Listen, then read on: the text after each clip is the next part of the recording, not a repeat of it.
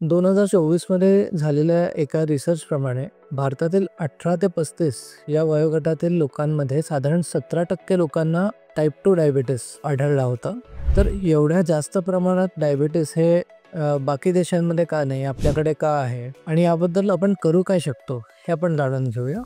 नमस्कार, मी doctor Aditya Deshpande, consultant एंडोक्राइनॉलॉजिस्ट म्हणजेच hormone व मधुमेह तज्ज्ञ.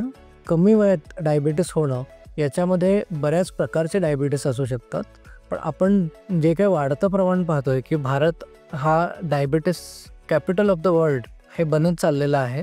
त्याच्यामागे मात्र टाईप 2 डायबिटीस म्हणजे सहसा वय वाढलेल्या लोकांमध्ये ज्या प्रकारचा डायबिटीस होतो त्याचे आकडे वाढत चालले आहेत, यामुळे होत आहे. तर हा टाईप 2 डायबिटीस आता फक्त 40 पलीकडे किंवा 50 पलीकडे असं नाही, तर कमी वयात इवन लहान मुलांमध्ये सुद्धा जास्त प्रमाणात आढळत आहे. यामध्ये काही जेनेटिक कारणं आहेत आणि काही आपल्या लाईफस्टाईलशी निगडीत कारणं आहेत. तर जेनेटिक कारणं जी आहेत ती आधी आपण जाणून घेऊया. भारतीय लोकांमध्ये स्किनी फॅट बॉडी टाईप हा जास्त आढळतो.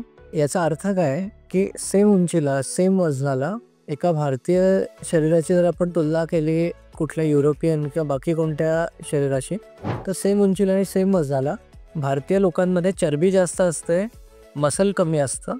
म्हणजे अर्थ काय की सेम वजनामध्ये आपल्याकडे फॅट जास्त असतं आणि यातलंही पोटाभोवतीचं फॅट किंवा व्हिसरल फॅट जे आहे ते अतिशय धोकादायक असतं, जे आपल्याकडे जास्त प्रमाणात आढळतं. याच्याने होतं काय की आपल्याला जरी दिसताना वाटलं नाही की आपण खूप जाड झालेलो आहे किंवा या व्यक्तीला कमी वयात डायबिटीस आहे, पण तो तर लठ्ठ दिसत नाही, पण त्या वजनात सुद्धा त्यांना पोटाभोवती चरबी जास्त असते आणि त्याच्यामुळे उद्भवणारे आजार पण तातडीनं उद्भवतात.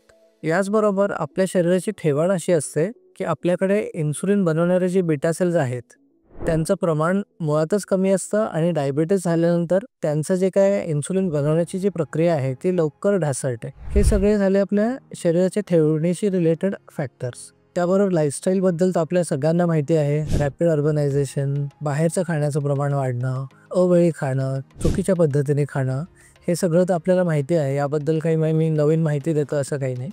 आणि फिजिकल ॲक्टिव्हिटी याबद्दल ही 1-2 वर्ष आधीच एक मोठ्या जर्नलमध्ये आर्टिकल आलं होतं की साधारण 50% लोकांची अजिबात फिजिकल ॲक्टिव्हिटी नाही आहे भारतामध्ये. तर काही कारणं आहेत ज्याबद्दल आपण काही करू शकत नाही, जे जेनेटिक कारणं आहेत, पण ज्या गोष्टींबद्दल आपण काही करू शकतो त्याबद्दलही आपण पुरेसं करत नाही. यामुळे आपण आपले जे काही यंग अडल्ट्स आहेत, म्हणजे आयुष्यातला सगळ्यात प्रोडक्टिव्ह काळ जो आहे तो आजारपणात जाण्याचा धोका खूप आहे. या सगळ्या आता वाईट गोष्टी ऐकल्यानंतर याच्यावर उपाय काय आहे हा प्रश्न तुमच्या मनात येत असेल, तर पहिली गोष्ट आहे की रुटीनली टेस्ट करणं अत्यंत गरजेचं आहे. आता खूप IT कंपनीजमध्ये, खूप फॅक्टरीजमध्ये as a part of wellness किंवा as a part of routine health checkup शुगरसुद्धा चेक केली जाते. तर ते होत असेल तर चांगलंच आहे, पण ज्यांचे होत नाही त्यांनीही रेग्युलरली शुगर चेक करणं अत्यंत गरजेचं आहे. त्याबरोबरच शुगर असो किंवा नसो, रेग्युलर एक्सरसाइज असणं आणि आहार चांगला असणं याला कोणताच वेगळा पर्याय नाही. तर हे सगळं झालं डायबिटीस प्रिव्हेन्शनबद्दल. पण ज्यांना ऑलरेडी डायबिटीस झालेला आहे, टाईप 2 डायबिटीस समजलेला आहे कमी वयात, त्यांनी काय करावं, तर त्यांना शुगर अत्यंत चांगल्या पद्धतीने खूप वर्ष कंट्रोल करणं खूप गरजेचं असतं. कारण तुमची शुगर आत्ता जशी आहे त्याचा परिणाम तुम्हाला 5-10 वर्षानंतर दिसेल की तुम्हाला आत्ता वाटतं की तुमची शुगर 200-250 पण मला काही त्रास होत नाही आहे. तर पुढे जेवढी तुमची शुगर वाईट तेवढे शुगर रिलेटेड कॉम्प्लिकेशन्स पुढे होण्याची शक्यता जास्त. म्हणजे तुम्हाला जर 30 वर्षाचं असतानाच समजलं की तुम्हाला डायबिटीस आहे, तुम्ही त्याला दुर्लक्ष केलं आहे, तर तुम्ही 40मध्ये जाण्याआधीच तुम्हाला किडनीचे प्रॉब्लेम, पायाचे प्रॉब्लेम, डोळ्याचे प्रॉब्लेम हे सगळे उद्भवू शकतात. त्यामुळे वेळोवेळी डायबिटीस चेक करणं एवढंच पुरेसं नाही, तर एकदा समजलं आहे तर त्याला बेस्ट पॉसिबल वेमध्ये कंट्रोल करणं अत्यंत गरजेचं आहे. तुमच्या ओळखीतलं कोणी असेल ज्यांना कमी वयात डायबिटीस समजलेलं आहे त्यांच्यापर्यंत हा व्हिडिओ नक्की पोहोचवा आणि याबद्दल बाकी काही प्रश्न असतील तर ते कमेंट्समध्ये टाका.